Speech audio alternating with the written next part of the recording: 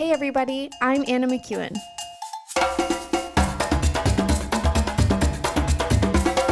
And now for Bob Switzer with the epic narrative. I want to talk about fear. Fear is like this insidious cancer that I just hate it because it comes from the enemy, but it's so subtle. Like it's subtle in where it starts. And then it just like any lie from the enemy, right? It won't stop until you're dead, right? I don't know how many times I've talked to people and they're like, oh, I'm so depressed or whatever, and they think, well, now maybe the enemy will leave me alone. No. He doesn't get happy when you get a little sad. He's not happy till you're dead. That's the only place he wants to go with you. So that's where fear wants to take you. So it shows up, like I said, it's very subtle. And like in vocabulary, like people will say, well, I was afraid that was going to happen. What were you afraid of? Well, that. Why were you afraid of that? You never know. That's another fear one, right? You never know what could happen. You never know. It's very subtle, but it works in there. It's like, what do you mean you don't know? Why don't I know? Well, you never know. Bad stuff happens all the time. Whoa, why are we talking bad stuff again? Well, I mean, that's just the life. That's the world we live in, right, Bob? No, not the world I live in. I live in this weird world where it's full of hope and love and joy and peace. And when bad stuff happens, it's an aberration. It's like, whoa, that's not supposed to happen. That's what we go after. But fear is, like I said, it's just like a weasel. And it just wiggles in there like a nasty little worm, and it starts to get into the things you say. You are like, well, I'm afraid so. I'm afraid so. Again, why is fear? Fear is just a part of what our lives are. But it's all sourced in the enemy, and the goal is always death, and not always just your physical. Like the fear wants to bring a death to your relationships. Why? Because heaven is about relationships. We got a Trinity that's built on relationship.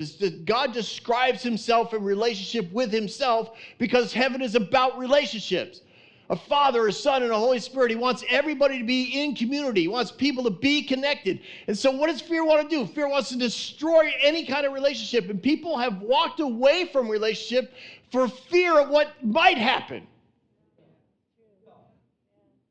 Because they live in that fear. Well, it's been going so well, I probably should end it. I mean, I've talked to people like this. I do relational strategies all the time. I love it. I do. I love bringing people together. But man, they see stuff or they avoid a relationship completely out of fear that it's not going to end well. They won't. So you're not even going to start it? Well, no, because stuff happens. Bad stuff always happens. Whoa, see, it just gets so incorporated. It's the same thing. It wants to bring death to your goals and your dreams. Right? Tyler, if you got to catch Tyler. Serena's insane. Serena already has the podcast up. I don't even know. But last night she goes, oh, I got the podcast up. I was like, what are you doing? You just had a baby a week ago. But she got it up, because she wanted to make sure everybody had access to it. So it's on our web. But honestly, listen to it. I mean, I know the first half hour, he gives these crazy testimonies, right? And then, I don't know, something kicked in, at least from my perspective, and he just blew up when he started talking about protecting the message that God has given you, protecting the dreams that God has put in you. And so if you haven't, get it. And if you don't have plans for that first weekend in October, then make plans to be here for that conference. Because, man, does he carry a message. Holy smoke-a-lokies. It is good stuff. Good stuff. You come to the rock concert on the last Saturday of October and come to Tyler on the first weekend, or last Saturday of September and come to Tyler on the first weekend in October. All right. So anyways, he was talking about dreams, right? And so, again, fear just gets in there and they're like, fear doesn't even want you to share your dreams with somebody because of what somebody might think. right? It just insidiously comes in and it says, well, it just causes this little bit of anxiety about what somebody might think. Well, if I tell somebody that I really want to do that, like they're going to think I'm crazy. They're going to think I'm being prideful. If that's my goal, like what's going to happen? I got to be careful. I can't say, I can't start on that dream now. I got to hold back. I just need to do what I need to do. I just get through. And then eventually you run out of time. And eventually eventually the dream just dies and fear wins. You got to kick fear in the face.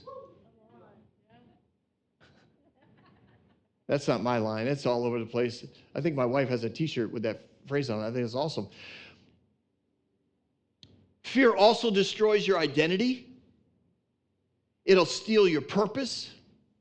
And ultimately, like I said, it'll take your life.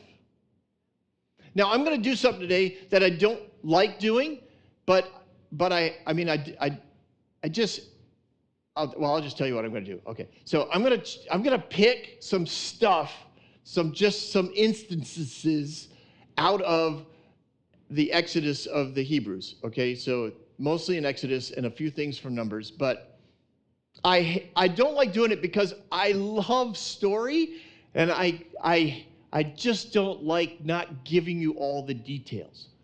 But it takes me about 12 hours to do the Exodus. It really does, because I've done it before, and I didn't think that was fair to you to take the rest of the day, unless I was also bringing you loaves and fishes. So I'm just going to cherry pick some things from the book of Exodus and a little bit from Numbers, just to show a thread of fear and how it impacts things. Okay, I'm just letting you know. So in a culture of fear, it like I said, it permeates. It's just like a weasel. It's like a weasel.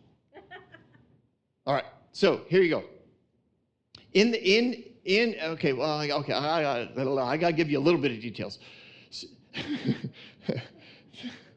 So they're all in Egypt. There. Phew, I covered a lot there. All the Hebrews are in Egypt, and they have a great life going. They really do. Okay, they're in the delta of the Nile.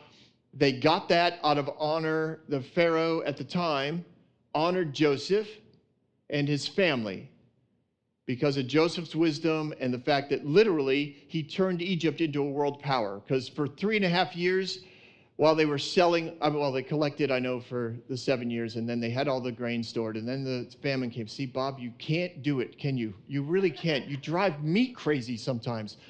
Okay, so anyway, so then the time of the famine came, and then 3.5 years in, basically the world that had come for food was now out of money. Right? None of the nations and tribes and clans had any money left, but they needed food. So Joseph, in his wisdom, started to take property and or surety from people in exchange. So when the drought was over and you started to plant your fields, you would have to start paying Egypt 10% or more or less, depending on who you were, of those crops. So basically, he perpetuated Egypt to continually get rich for years and years and years to come. It was brilliant. And the Pharaoh knew that, because he made literally the world in debt to Egypt, which gives a government a lot of power. So in honor of that, they gave Joseph and his tribe the best land. I don't know who else lived there. I don't know who lived there before. I don't know how happy they were about being moved, but Joseph and his family got it. And they multiplied. Ding, ding, ding, ding. A lot of them. And then it says there arose a Pharaoh that didn't know Joseph. It's not like they didn't know Joseph. Everybody knew Joseph. What it meant is there arose a Pharaoh who didn't honor Joseph, because probably it was a completely different Pharaoh family,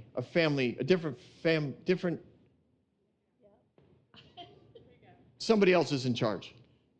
And so they're looking at probably 2.5 to 3 million people who live in a gorgeous part of the world and who have their own system of government and their own God. And if you're a new Pharaoh and you want control, the best way to make, well, in your mind anyways, to get control is to cause fear. And so the Pharaoh, out of fear, when he looks and he says, whoa, there's 3 million people down there, and if they ever sided with my enemy, they would make a formidable army, and they're already in the country. So I've got to take control. So he started it. He started a culture of fear. And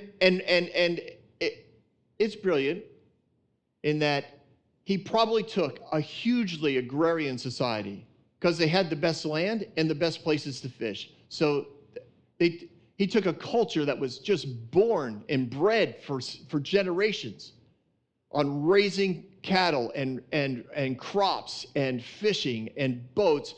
He took them all and he made them bricklayers and builders. He took them out of their culture. He moved them and forcibly employed them across the country. He took them out of their community. He took them, he destroyed the family, destroyed connection. He destroyed their heritage.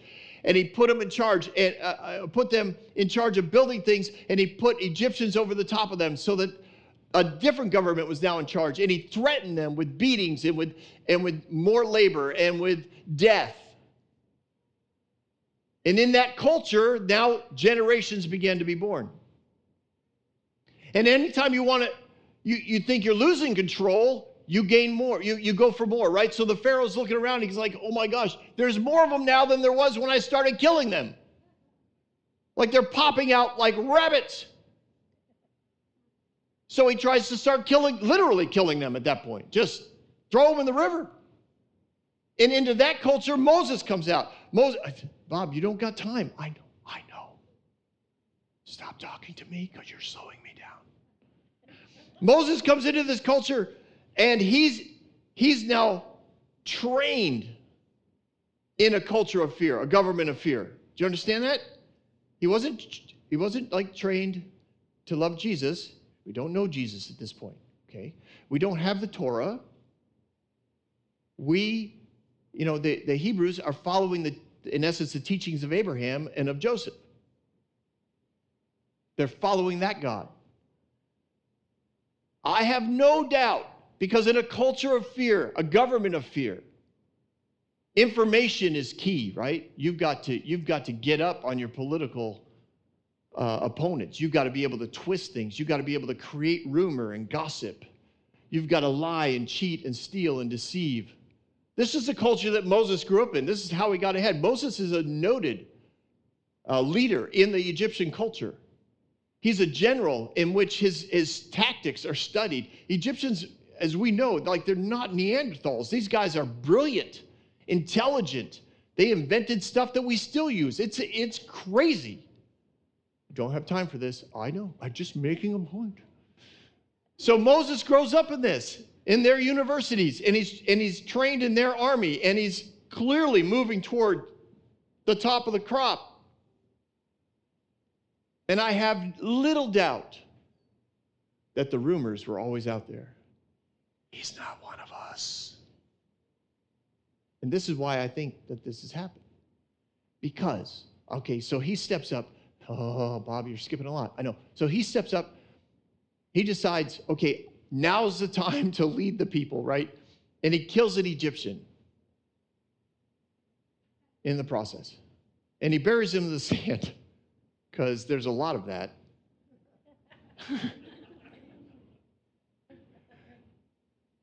And the rumor, right, it gets reported back. It gets reported back. Moses killed one of our people. Now listen, a Pharaoh can kill anybody he wants. Nobody. Trust me when I tell you, an Egyptian killing an Egyptian with the kind of power that Moses had would not have been questioned. in that culture. It just wouldn't have. The fact that they went after Moses and wanted to kill him for just wiping out one Egyptian guard, no, I'm sorry.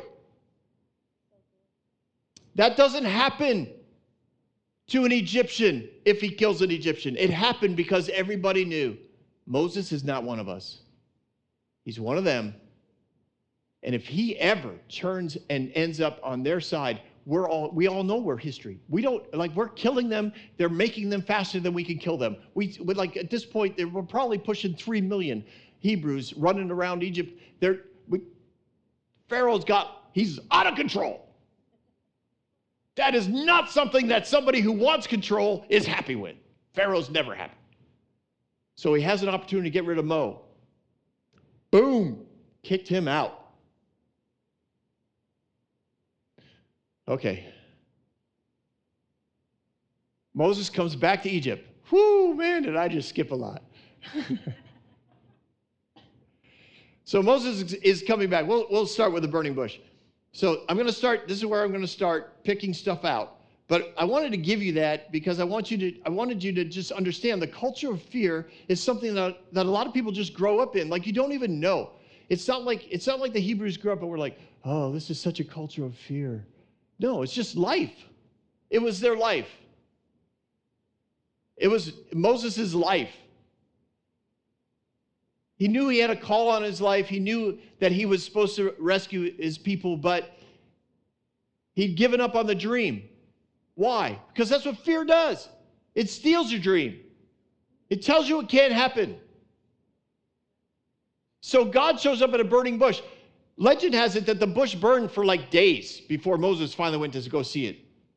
Because burning bushes were not that uncommon. Dried bushes would burst into flame periodically. It was just no big deal. Or dry lightning would catch bushes on fire. It was no big deal. He'd been out there. He'd seen it before. This particular little smokestack just kept going. All day, all night, all day. Listen, when God wants to talk to you, a lot of times he uses familiar things to get your attention. So many times, a lot of people do this, but one of the things I love doing is dream interpretations. And you don't have time. I know, but I do like doing them. It's a point. You're still interrupting. I like doing dream interpretations. So one of the things that God likes to do is he likes to use familiar faces, familiar locations in order to what? Not freak you out when you're dreaming. It doesn't mean it's about that person. It's just so that you're comfortable in the dream. And so he uses a burning bush, a very common thing in Moses' life now, after 40 years in the wilderness. He sees it. Next day, it's still there. Next day, it's still there. Okay, after 3 days or more, it's like, all right, I should. This is I'm curious. I gotta go figure this out. So he goes, right? And the Lord speaks, which of course would freak anybody out. I get that, but maybe not, too bad. Because it clearly was already beyond, like he knew this wasn't normal. It had been days of burning. And especially in that culture, there was a grid for spiritual activity that you can't explain. Right? It wasn't until the modern era, the scientific era, that we started to do away with the mystery of life. I know that science is also now in the postmodern era bringing the mystery back, which is good, but I'm just throwing it out there just for whatever, because I'm just talking. But I think he had some grid for supernatural stuff to happen, and there it was. So God's like, hey, take your shoes off just so that we kind of separate this opportunity, right? You're not just talking to a bush, you're actually talking to God. And he's like, oh, good. And then what does Moses do? First point I want to make, Moses hides his face because he was afraid. Now, hiding your face is not unusual. When you get scared, right, usually you duck. Because what? You're going to cover your face. Bright light, it's like, ah! Darkness, like, don't hit me in the face wherever you are. Like, I don't know what's out there. Somebody scares you, hide your face. So he's afraid. First reaction to God is fear. What does God say? Don't be afraid.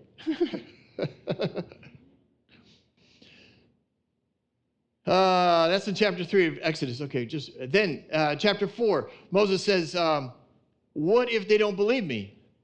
He's afraid to carry the message. Chapter 5, the Hebrews are like, this isn't going to work. You're going to make Pharaoh mad at us. He's going to kill us. Why? They're living in fear. Moses, chapter 5. God, you're not doing what you said you'd do. I thought I'd be a hero. And now life is rough, and I was better off in the desert. Hebrews chapter 6 of Exodus, Hebrews won't listen to me. They're afraid. There's more labor and punishment from Pharaoh. So Moses doesn't want to talk anymore. He's like, I don't want to talk to Pharaoh. I don't want to talk to the Hebrews because nobody's listening. Nobody likes me. I'm being rejected. That's all conversations from a root of fear. Exodus chapter 14, this is great. Okay, so they're trapped at the Red Sea. According to them, they're trapped at the Red Sea. This is such a great phrase, right? Was there not enough graves in Egypt that you took us out here to kill us all? That's such a great line. But where does it come from? Again, that root of fear. I don't have time. I know, but okay. But you could go through the list of things that God had done to get them there. Just at some level, you want to say, I would never. Well, I would never be that way. I mean, I would look back at my life and say, there's a miracle right there. There's another miracle right there. I'm trusting God to split that ocean wide open. No, you wouldn't. No, don't even start with me. We all do this. We literally see miracles at this church every week. And yet many will come and not even mention it because why? Well, you never know what could happen. I'm afraid God's not going to come through. Like it's automatic. It's so ingrained in us. Well, I mean, not other churches, I should say. You guys are awesome. All right, I'll continue. Oh, wait. But when he does split, he splits the ocean. This is one of my favorite verses, just because a lot of people don't catch it. And it's just fun. So they all run across on dry land, which is awesome. And Pharaoh's chasing them. Right? And he gets down there, and this is what I love. It says the cloud of God, God goes over the top of the chariots, and it says God showed them his face. Literally, in the Hebrew, it has the essence of like somebody who leans out a window and yells. So this is God, right? He's like flying in the cloud over the top of the Egyptians, and he's like, bah! and this is what's that. I don't think he did that. Okay, maybe I do kind of think he did that, but he probably didn't because I don't know what he did. Anyways, he did something where he leaned out, and it freaked them out. And the Egyptians said, wow, God is clearly fighting their battle. We should turn around and go back. Now that sounds like something God would do. Right? So they start turning around to go back, and it says their wheels started to wobble. And it made the chariots difficult to navigate. But they're trying to get back. I just think that's funny. The greater point, I think, is Moses called down the water on top of them to kill them. I don't think God did, because I don't think God kills people. And I know that this is a radical belief. And I know that it freaks people out to hear it. But deal with it. We can talk later. I can't believe that God kills people. I used to. But that makes God way too schizophrenic or bipolar or something. Like it's not like Jesus, I guess. If God's not like Jesus, then what was Jesus doing? Oh, that's a whole nother sermon, Bob. Okay, so chapter 15, water is bitter. They go to Moses, do something, fix it. We can't, what? We don't have access to God, which was a lie. We're afraid to talk to him. You do it. I love this. God's like, God tells him, I can picture God. No, actually, well, I picture God like me sometimes, which is more funnier than he probably is. But Moses is like, hey, God, the water is really nasty and we need water. And God's like, so he goes, well, the people want you to do something. God's like, oh, well, pick up the stick and throw it in. Like, all the prophetic people are like, oh, it's a picture of the cross. Well, that's fine. I just think God's like, okay, they need a visual assistance here. They're still getting to know me. So he picked up a stick and he threw it in, and everybody could drink the water. Honestly, I don't think it mattered what he did. He just needed to do something. I just think that's a fun little story. Move on, Bob. I will. Okay. Chapter 16 of Exodus, they basically said, if only God had killed us in Egypt, we're going to starve out here. They're out of food. Immediately, they go to death. Why? Because we're afraid. We're afraid God's not going to come through. Bad stuff always happens to us. Yeah, that was a good miracle in the last chapter, but those only happen once in a while. I'm afraid we don't deserve any more miracles. Chapter 17, they say, why are we out here to die? Now we're out of water again. I love the water stories, mostly because I remember when I was a child and I was in Sunday school and we had the coloring pages, and and there was always the one with the people getting water from the rock, and there was like this rock and like this little spigot coming out, and people with water jugs, like 4 or 5 of them. And that always seemed so nice. And then I grew up and read the story, and I'm like, if there are several million people lined up at this water spigot, there'd be 1 million of them dead before they get the water. Like, you can't. I played soccer in North Carolina when I was in high school. Like, we had one of those army udders that was filled with water, like a big canvas bag with like 12 spigots around the bottom. Like, there were 30 of us all at the same time trying to suck on the bottom of that thing. No, we're talking millions of people that need water, plus livestock. Do you have any idea how awesomely dramatic this must have been? The rock just shaking and it's shattering, and just the water like,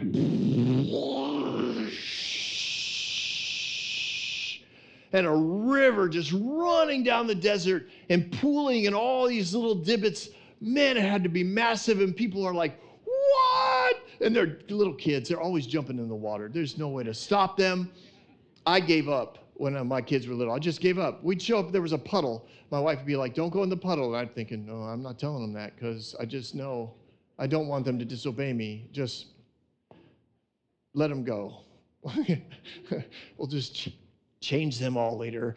But anyways, so the kids are running in, the cows are happy, because cows are always happy. And anyways, so there's a lot of water. So that was another fear thing. They were afraid. And then in chapter 32, Moses, they want to kill Moses because he's been gone they figure Moses is dead because he's been gone for like 40 days on the mountain. They're like, well, we need a new God. We should make our own. That was a brilliant idea. And then move on, Bob. I will. Numbers 13. So they're going into the new land, right? And the 10 spies come back and they're like, the land's awesome, but the people are really big and we're really small. You don't have that attitude if you're not already afraid before you walk in. You just don't. You walk in and you look around like Joshua and Caleb. Whoa, this is all ours? Oh, man, I cannot wait to see how God does this. This is going to be awesome. My hope is in the Lord. The miracle is going to come. I don't know what he's going to do. Right? And so they go back and they're talking to him, and they're trying to change the course of the nation. And the nation's response is in chapter 14. We should kill Moses, Joshua, and Caleb, and then everything will be okay. That's what fear does, right? Control, keep the radical thoughts, keep the hope-filled thoughts, keep them down. Fear needs you to partner with it. It really does. It needs you like you need it. And if you ever try to get free, cue the video. If you ever tried to get free, then it's coming after you. So this is Aretha Franklin. She plays the part of fear. And this guy works for Aretha at the diner, and he wants to go free and play in the band with the Blues Brothers. So I thought, nobody else is here. We should play Aretha Franklin. So crank it up and let's have some fun. You better think about what you're saying. You better think about the consequences of your actions. Oh, shut up, woman. You better think about what you're trying to do to me. Yeah, think. Let your mind go, let yourself be free. Let's go back, let's go where I'm back when. I didn't even know you. Turn it up a little more. I love Aretha. She's got a voice. I ain't no psychiatrist, I ain't no doctor with degrees. It don't take too much IQ to see what you're doing to me. You better think about what you're trying to do to me. I don't think. Let your mind go, let yourself be free. Oh, freedom.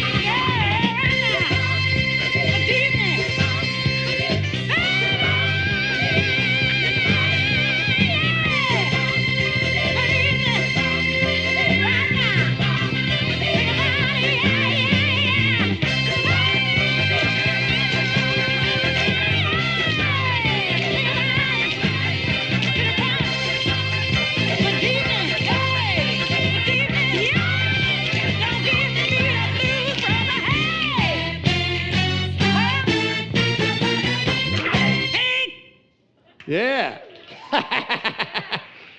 Discover new deodorant wipes. Oh, you could.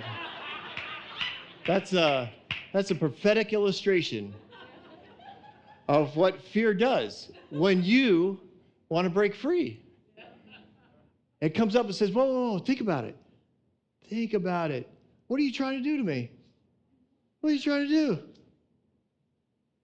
Yeah. You can't do that.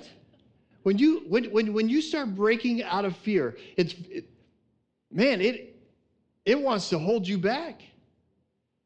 You start uprooting roots from fear, it feels very unsettling. It seems unsafe. Yeah. Religion will come in and say, oh, you're being prideful. Look at what you're trying to do for yourself. What about serving others? What about, sorry, it's tough not to laugh at religion now, but it used to, rule me. But now it just sounds silly all the time. We had this conversation Thursday, one of the Thursday night a couple weeks ago in a men's group. We started talking about religion, and I started describing stuff that I lived with, religious rules that I lived. I just grew up in it. And one of the guys just kept laughing, and he kept saying, "Come on, Bob, that's like, you had to think that was silly." I was like, "No, that was my life. I didn't know it was silly. Now it's silly. Now I laugh." But he kept going, "Really? You couldn't touch playing cards?" Well, no, because you might play poker. And if you start to gamble, well, you're going down a bad road of mama jamas. Can't play with playing cards. Uno cards. Rook cards. You can't play with traditional playing. Oh, sorry. All right. So, anyways, fear, right? Religion based in fear. Oh man, I might sin really bad if I touch playing cards. Really bad, let alone alcohol. Sweet Jesus. God forbid he actually turned water into wine. I literally preached sermons that made it water again. Literally, I did. I turned it into grape juice. I could prove it to you. Oh, sweet Lord.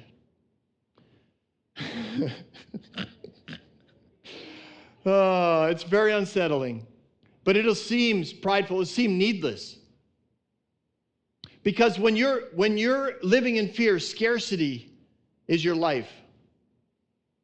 Scarcity is your life. Selfishness, self-preservation. You downplay yourself. You pull other people down with you. You use gossip and rumors and manipulation to control your narrative and the narrative of others. You have a victim mentality. You compare yourself to others. You mock others. Everything happens to me. Bad things always happen to me. Nothing good ever lasts. All of that comes from a culture of fear. And so when you start pulling up those roots, it sounds like you're being prideful when you say things like, "No, God has good things for me." No, God literally can do miracles in my life every day. Miracles are a lifestyle, not an event in my world. I can have dreams and I can have bigger dreams. And if my dreams are small enough to fit my head, they're not big enough.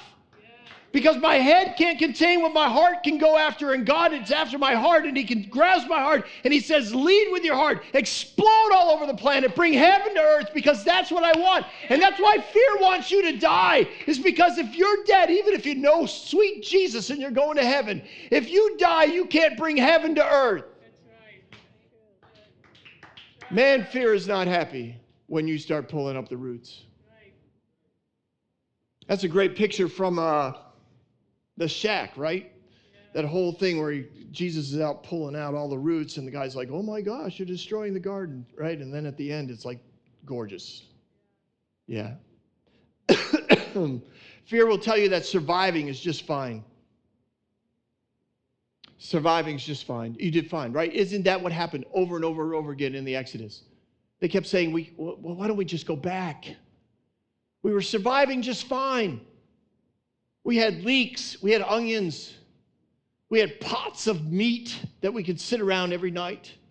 We had water.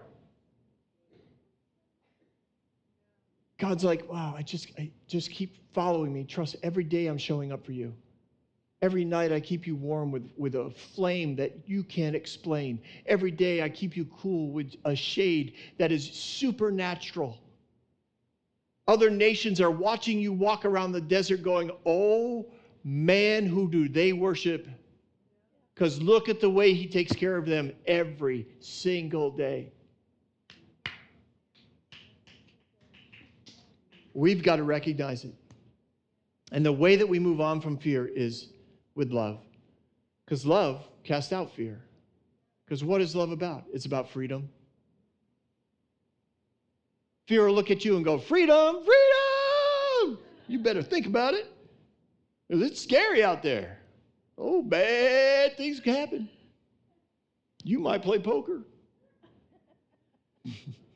You might touch playing cards and bet M&Ms. This could get bad. No, freedom flows with love. That's why it casts out fear. It's about thriving in life, not surviving. It's about believing and seeing that God always comes through, so there is always hope. In all things that love is involved in, it brings life. To relationships, it brings life. To your goals and to your dreams, it brings life. To your identity, it brings life. To your purpose, it brings life. That's how you know you're living in love. When you don't look at who you are going, I don't know. He seems a little too happy. I got that once. I did. I wasn't even a charismatic at the time or kingdom. I don't even know what I am actually. It's just a really weird church, but trust me, it is. We are out there. We really are. It's awesome though. It's a great church. Anyways, I don't even know what I was, but I remember an elder in the church. I was at his house helping him because I was a young man, and he liked to pour into young men. So I was helping him, which usually meant moving trash. And he took me aside. He said, Bob, humor is a lot like pepper, and you should only use a little bit once in a while. Stephen's cracking up over there. It's true. And I remember thinking, like in my head, I thought, no, I have to respect him because if Mom finds out that I don't, I'm in trouble. But I also remember thinking that no. And I remember, I clearly, intuitively, I know how God wired me now. I look back and I think he was relentless in maintaining the dream in me, even though I had no idea what it was. He was like, you are one of the most hope-filled, joyful people on the planet. And I remember going home and thinking, no, it's not like pepper. No, it's like sugar. That's what I came up with in my head. Because at that point, I put sugar on Frosted Flakes. I had sugar everywhere. So I thought, it's sugar. It's sugar. And sugar goes on everything.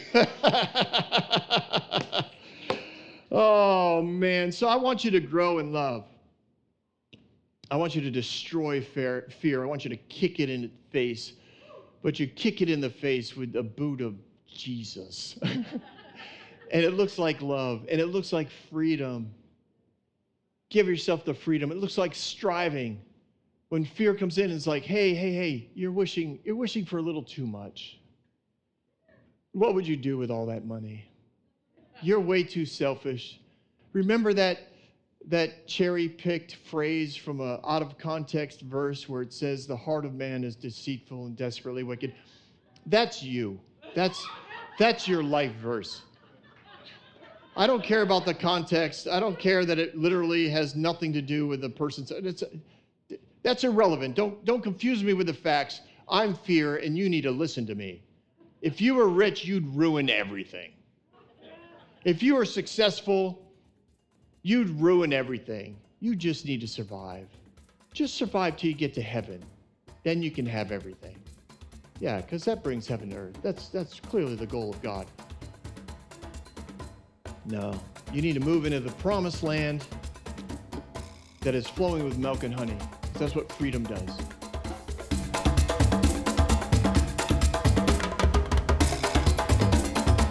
Hey everyone, thanks for listening. If you like what you heard, you can subscribe to this podcast on any platform you use. You can also reach out to Bob for questions or booking at thebobswitzer.com or email him at thebobswitzer@gmail.com. See you next week, guys.